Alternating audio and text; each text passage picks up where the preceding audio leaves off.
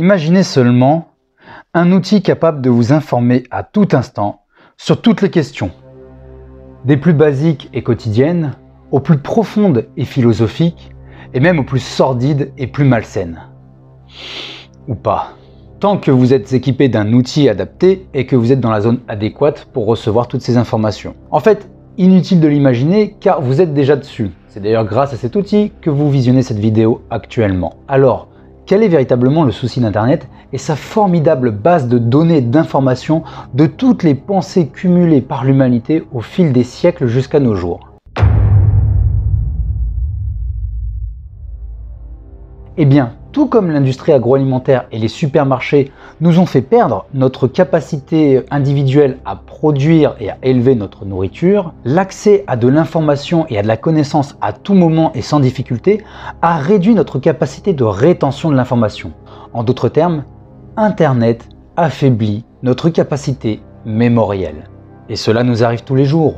Nous pensons à un événement, à un personnage célèbre ou à un plat typique. Mais impossible de se souvenir de la date de cet événement, impossible de se souvenir du film dans lequel on a vu jouer ce personnage célèbre, et encore plus impossible de se souvenir du foutu nom de ce plat typique. Heureusement, Internet et son enfant le plus célèbre et le plus puissant sont là pour nous aider à trouver la réponse. D'ailleurs, il y a une expression toute consacrée que l'on utilise lorsqu'une personne cherche une information dont elle ne se souvient pas.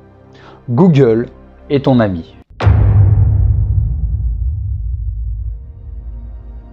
Même si elle est immatérielle, la mémoire peut être considérée comme un muscle qu'il faut régulièrement entraîner afin de garder ses capacités pleines et entières. C'est d'ailleurs une aptitude recherchée, notamment dans les métiers de l'art et du spectacle, et également en politique, dans l'enseignement, bref, dans une pléthore de métiers. La mémoire infinie, c'est une aptitude qui est d'ailleurs souvent utilisée pour des personnages de séries, tels que Sheldon dans Big Bang Theory ou Michael Ross dans Suits. De plus, la mémoire est une ressource précieuse pour les jeunes générations, qui viennent piocher dans les souvenirs de leurs anciens un vécu d'une période qui n'existe plus aujourd'hui. Une ressource mémorielle que l'humanité entière conserve sous le terme d'histoire. Seulement aujourd'hui, par l'intermédiaire du buzz, par la multiplication des plateformes médiatiques relevant d'une actualité peu intéressante et du scrolling immédiat, notre capacité à recevoir et à retenir de l'information pertinente s'affaiblit de plus en plus. Sans tomber dans le fatalisme d'une dégradation civilisationnelle, il est indéniable qu'énormément de gens, tout âge confondu, ont de plus en plus de mal à se passer de cet outil technologique extrêmement performant, mais qui du coup réduit la performance de leur capacité mémorielle. Une mémoire devenue molle par habitude de la recherche facile et sans rétention de l'information utile. C'est ce que j'ai décidé d'appeler le memento memento.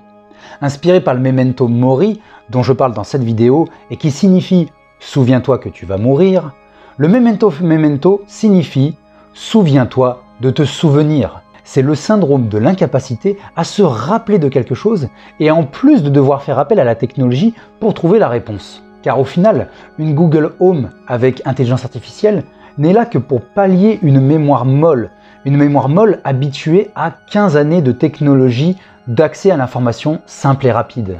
Car souvenez-vous, en quelle année le smartphone avec application est-il apparu sur le marché?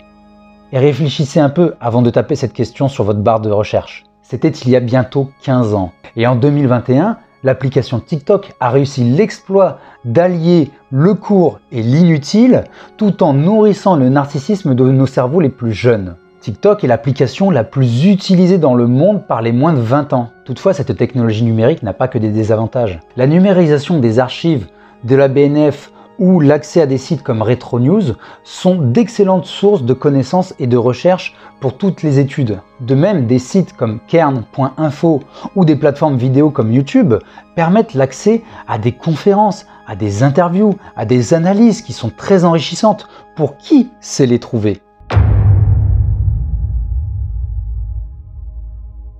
Maintenant que nous avons vu les résultats de 15 années de technologie ayant permis un accès facile et rapide à l'information, quels peuvent être l'avenir pour les 15 prochaines années? Moi, je vois deux solutions principales. En premier lieu, ces technologies qui auront biberonné toute une génération seront devenues tout simplement incontournables et elles seront adaptées sur de multiples formes à travers tous les actes du quotidien. Ce serait alors une société ultra numérisée qui aurait pour principal enjeu le big data et qui serait aux mains de ceux qui possèdent cette technologie. En deuxième lieu, ces technologies finiraient par être limitées, soit par rejet populaire, soit par des décrets légaux, afin qu'ils ne deviennent pas trop importants et qu'ils n'aient pas une mainmise trop forte sur les sociétés civiles et leur développement. D'autres scénarios sont évidemment possibles, ne serait-ce que par l'exploitation des ressources devenues trop rares, ou par des conflits internes, politiquement ou externes, géopolitiquement. Et n'oublions pas que nous jugeons ces technologies avec un cerveau qui a connu un monde sans elles. Qu'en sera-t-il d'un monde où ceux qui prendront les décisions auront baigné dans cette technologie depuis la naissance?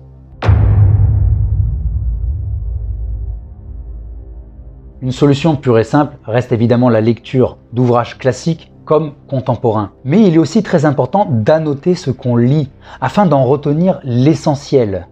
Même durant vos recherches en ligne, n'hésitez pas d'annoter vos découvertes. Puis écrivez, réécrivez, remplissez, noircissez vos carnets et partagez-les, diffusez ce que vous avez écrit autour de vous. Car la technologie numérique est un formidable outil. Mais comme tous les outils, s'il est mal maîtrisé, il amène plus de mal que de bien. Et rappelez-vous toujours ceci, une bibliothèque bien fournie est un plus bel héritage qu'un million de Google Home. Sachez maintenant qu'étudier le pouvoir vous évitera d'être sous son emprise. Et que pour en apprendre davantage, abonnez-vous à la chaîne Éminence Grise.